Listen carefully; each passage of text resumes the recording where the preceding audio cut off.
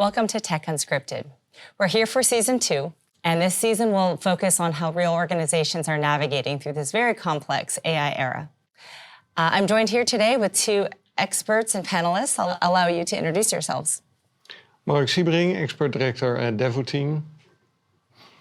Michael van der Roes, Senior Network Engineer at the Dutch Air Traffic Control. Great. And I'm Denise, I'm with Cisco. So let's go ahead and dive right in here. We know that AI is transforming every industry, and we know it is also putting unprecedented pressure on our systems, our power systems, our cooling systems, and all we can hear about is more and more continued growth of data center. So the nice to have of sustainability and what we do about power and cooling are now coming into the sort of urgency of how we address building for this AI era. Today, I'd like to kind of revisit these conversations from real life, what you're seeing and experiencing in your organizations. We're going to do a lightning round to just kind of kick us off and get us started here. If I can ask for 1-sentence answers to a couple of these prompts, it'll give us a good way to get started. The first one is AI in the data centers, opportunity or threat to sustainability? I think, if I may, at this point in time, it's a threat. Okay. I agree. For sustainability, it's a threat. Yep. I think you're right. It's particularly a big reason why we're here having these conversations. All right, second one. What is more constrained today? Power, cooling, or skill sets? In the Netherlands, it's definitely power. And skill sets is a good second. Okay. I would answer all of the above. Yeah, it's a hard one. Would you lean more towards building new or optimize what we already have? Optimize what we have. I would build new. Okay. Thank you for honoring the 1 sentence. Now let's dive in because I want to hear a little bit more about these perspectives.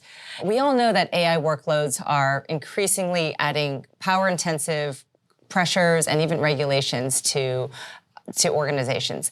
Can you talk a little bit about what your specific organizations are facing when it comes to energy consumption challenges? You want to take them first? Or? Government regulations and mainly also power constraints at specific parts in the Netherlands, mainly the airport itself. Like we're actually required to reduce our power overall payload. To use less, well, we actually need to compute more. Yeah, I know it was just a couple of years ago, it felt like the whole world was moving towards publishing goals around net zero, right? Mm-hmm. And now we hardly see that now. We're just talking about what can we possibly do to keep up with the demand? Yeah, and the problem here in the Netherlands is as well that the grid is not capable of providing enough power to the data centers. And from what I see at customers is that it is kind of a challenge when it arrives at the data center to get it to the racks. And then, well, we started with 3 kilowatts per rack, then it became 30. Now, last year it was 115. This morning I heard people talking about a megawatt per rack. And if you have 100 racks in a room, then you have 100 megawatts of trying to cool that away. And I did a presentation for CNCF about a year and a half ago. And I made a comparison that where I live, that's an area in the Netherlands called Ypenburg. 35,000 people live there, and they consume about 10 megawatts electrically and 10 megawatts of heat. Yeah. And now we have a single room in a data center that will consume tenfold. So that's the size of a big city here in the country. Yeah. Well, I think we're seeing those trade-offs. There are these primary spots for data center all over the world, oftentimes where grid connection is already available. I read somewhere that specifically here in Amsterdam, well, around the world they're talking about data centers needing to go up in 12 to 24 months. Getting a grid connect, do you have any idea how long that takes for a new grid connect? I was fascinated with this. In the Netherlands? Yeah. I think infinity, because normally it's about, from what I've heard around the world, it's about 10 years. Yeah, that's right.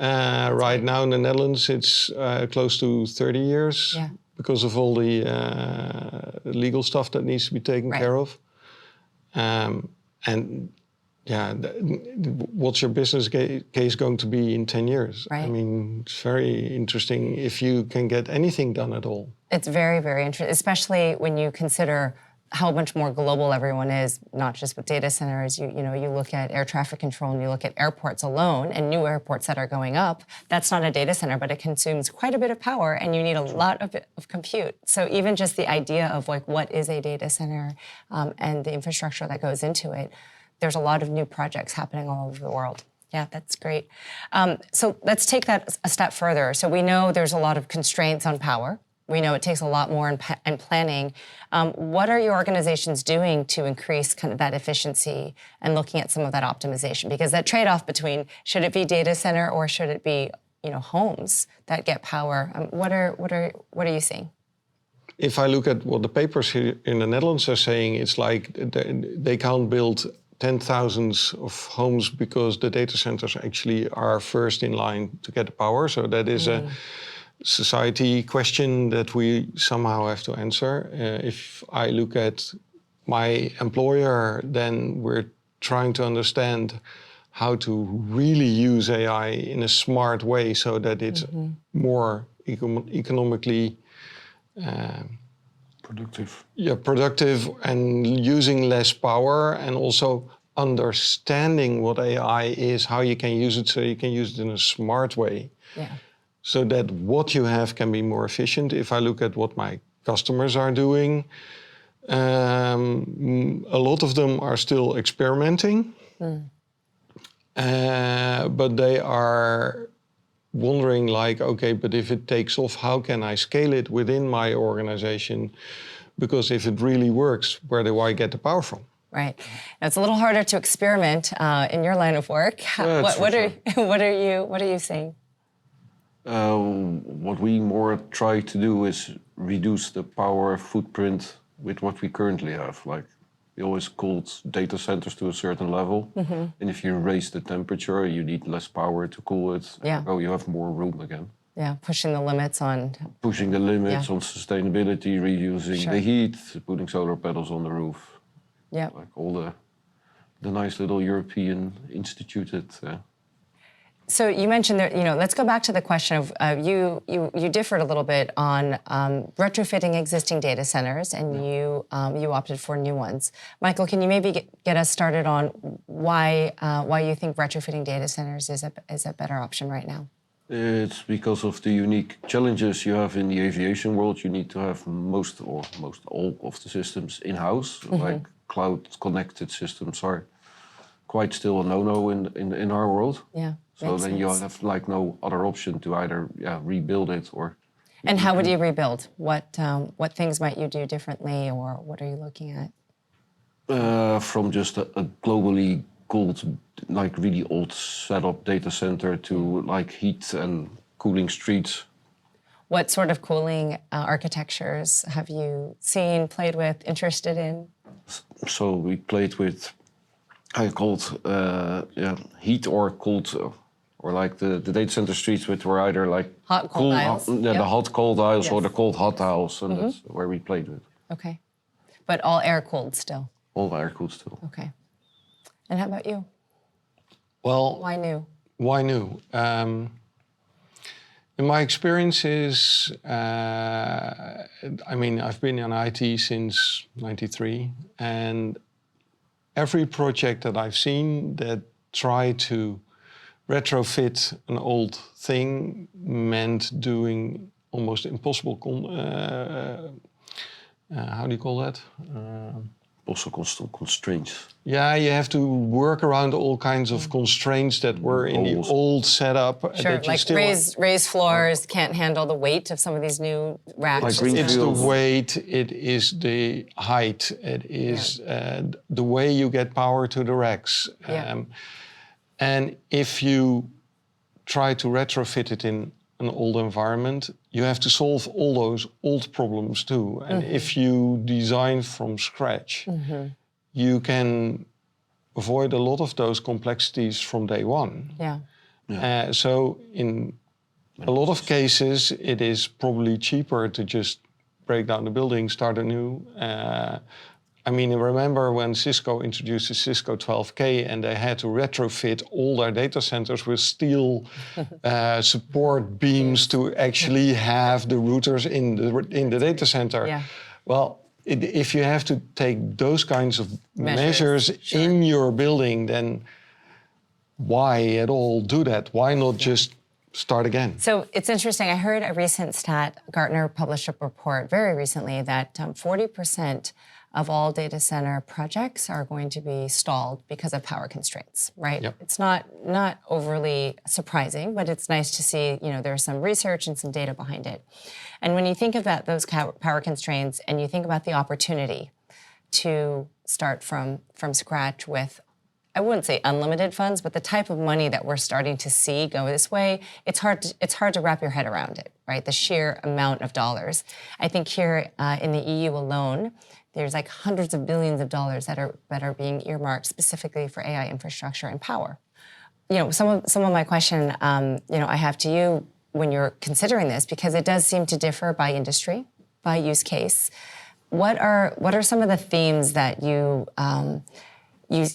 see kind of forming with the build out of AI, right? So whether it's building new or retrofitting, what are some of these themes? I know there's sometimes people talk about smaller or on-prem, versus in the cloud, or distributed power, on-site generation. What are some things that you might be seeing in your organizations or with your customers? I think they're trying to do it mainly smarter. In homes, you have like all these heat pump solutions, and you can have like ground-based heat pumps. Like you can also use that in data centers, of course. Yeah. But it only works if you build a new data center. Right. But then what we also do in the Netherlands is like the wind powers and the solar farms, so that the power just comes from more sustainable sources to begin with. Mm-hmm. Yeah, what I have a lot of discussions with customers about that, and what I find interesting is that what I hear a lot is that is the question, where is it going?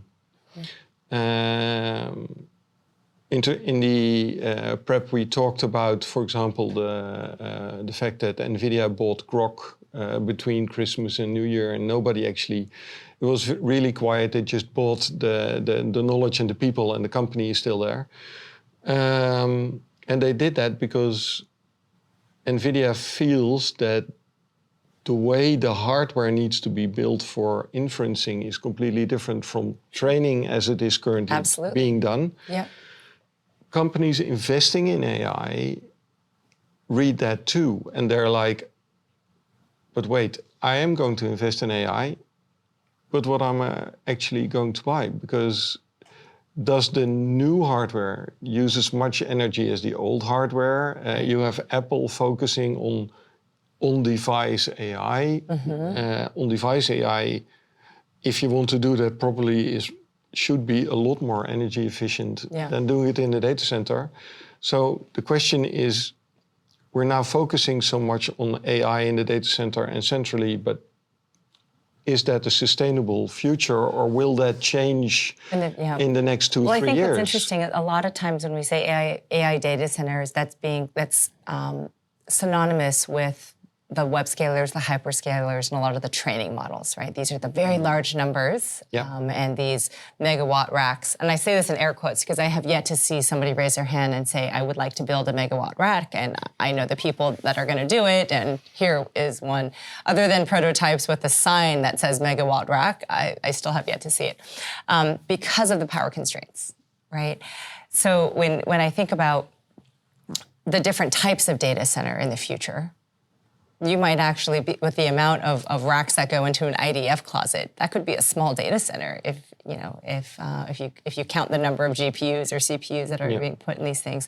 But I think you bring up a really great point, which is there are a lot of people who say this like AI for sustainability for AI. Like how do we do the right strategy and design for these data centers? But these data centers have a wide variety of types, right? And the architecture needed them based on those use cases. So when you talk about inferencing in some of those use cases versus setting up a training model for entire airports or countries, those are two wildly different use cases. And I think the architectures behind them sort of necessitate this very large portfolio of new technologies, new architectures, and how these things come together. One question I have for you is how are you measuring what is good or what is responsible building when it comes to AI data centers or AI architectures? Measuring being responsible. Very interesting question. Can you measure being responsible? Or is that the amount of annoyance that you read in the newspaper about decisions that are made? I doubt if there is a measurable, tangible OKR that you can connect to being responsible. Well, I know Germany is trying to capture and limit the amount of heat being dispersed, right? So how much percentage of heat from data centers is being captured and responsibly used? There's just the tokenization economy of how much useful power is going to, at the end of the day, AI data centers, the large hyperscaler ones, it's a business. So how much of that power is actually going to useful compute versus wasted energy going to cooling and power distribution and loss. So these are some of the operational metrics. I'm curious. Today, PUE for data center on its power utilization effectiveness, there's a whole bunch of holes in what it's measuring and how it's measured. So I know that's quite controversial, but something is better than nothing. What are you seeing in your space, Michael? Well, question one is what's the useful compute you start to begin with? You do see with AI your expectations as a human from the output the AI delivers mismatches with what technology still can or cannot do at this moment. Are there some examples of how you might be able to apply AI to sustainability use cases for better automation or better outcomes over time? Like if I heard you were playing a little bit and building some tools and models with AI. Are there some examples that you can share that you think AI can actually help with more sustainable deployments and building? I think that when you now design stuff and you don't use AI, you miss out on a lot of knowledge. In history, what you've seen is people always try to use as much knowledge as you can, and the AI models have all the knowledge. Yeah. So let's hope that the use of AI in the design process will help reduce the number of obvious mistakes, between air quotes, so that people actually make smarter designs because they use AI. And given the power constraints that we have, I think you will see people start moving towards, okay, but if these constraints are real, what can we do to work within the constraints? Right. And that they will ask, I do that too. I mean, I ask Claude Code, like, okay, so I am thinking about this. What's known in literature? What would you say about the reasoning? And you get feedback that is pretty good. If you look at deep research from Google, the research that you get out of that is mind-boggling. Yeah. And it helps you to rethink what you're doing. So will AI help? I think, yeah. I think AI mainly adds to where we as humans like to cut corners. Because AI just can have a better total picture than what you as human can fathom on your own. You mean you can cut corners better? I can do it better, yes. That's for sure.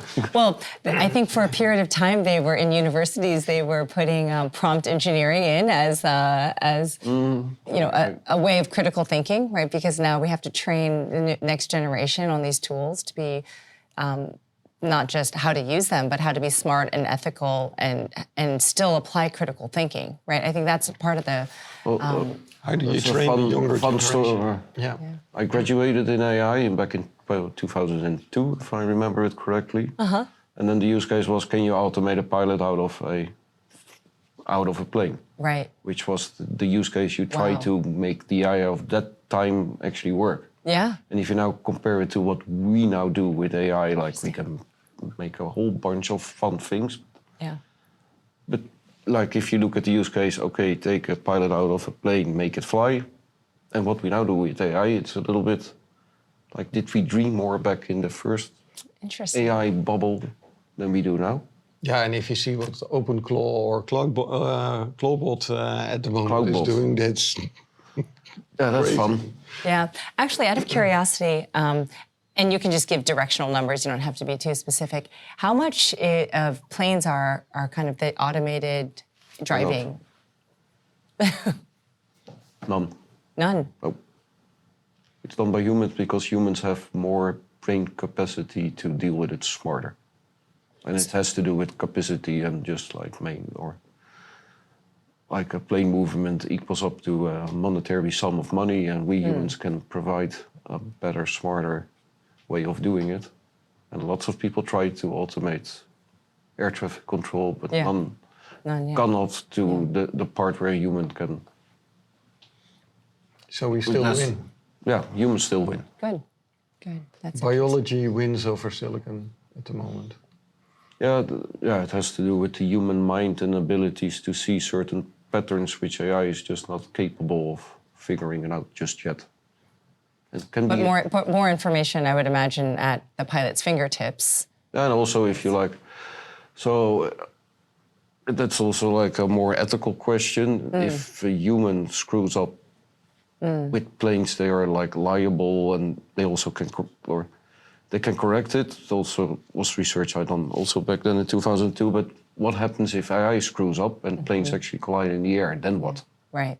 And how can you ethically explain, yeah, well, it made an error? Well, we're dealing with that with automobiles and trucks, right? At a smaller scales for sure, but those are still Yeah, but also with evaluating. trucks and with cars, they do Correct. crash. Yes, right. That's right. Well, the autopilots in my car find it very interesting that in the middle of the highway they're saying, oh, yeah, by the way, you can go 30 kilometers an hour here, and it just hit the brakes. When I got my new car, I was like, What? this is not really safe. It's early days. That's really interesting.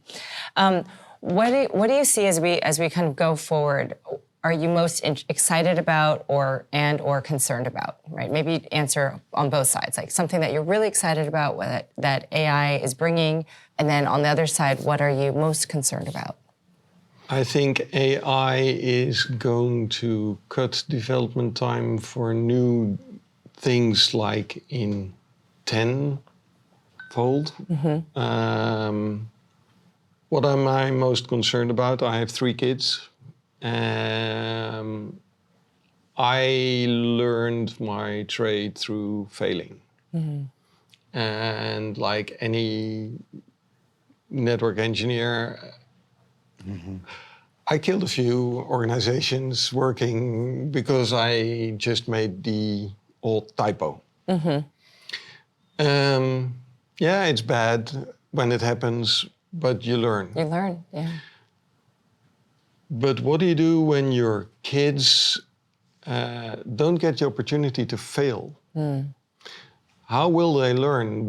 AI will try to prevent all those obvious failures, but will they be able to take the next step? Who will be able to follow in our footsteps if we don't have the opportunity for them to learn what's coming next? Yeah, that's interesting. So that is that's a concern that I have.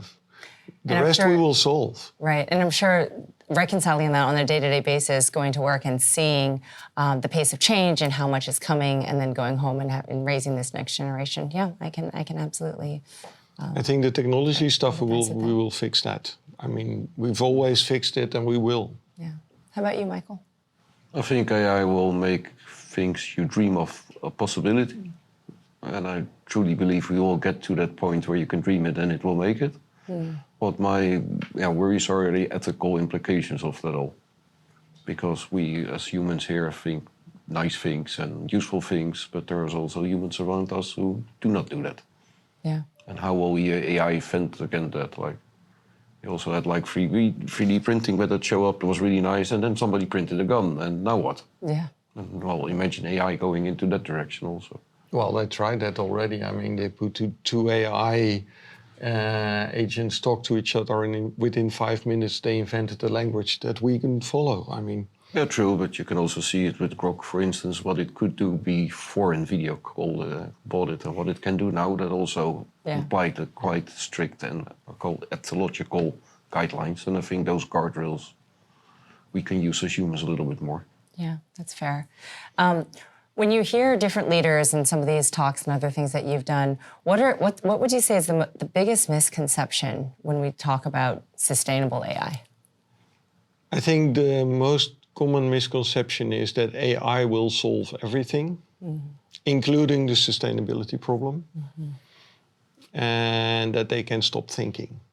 Yeah, the critical thinking piece on one end of the spectrum is something a lot of experts, especially on the academic and the regulatory side, are trying to figure out what can they do to circumvent that.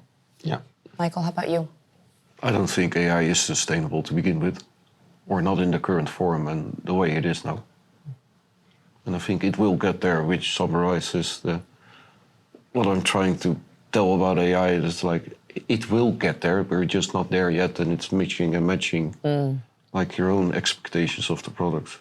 Yeah, when you step back and think, it's really only 2 years and change into the big boom of AI, right? I mean, yes, AI has been around for a long time, but the point in which ChatGPT scaled to 10 million users in a couple of weeks, that was only 2 years ago.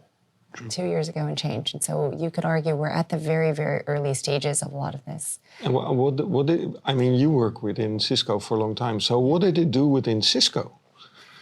Yeah, it's that balance. I think first and foremost for an organization at our size and scale is how do you put the right guardrails in for everyone to be able to test and use and experiment in a way that is safe, ethical, and behind the right security walls of the company, right?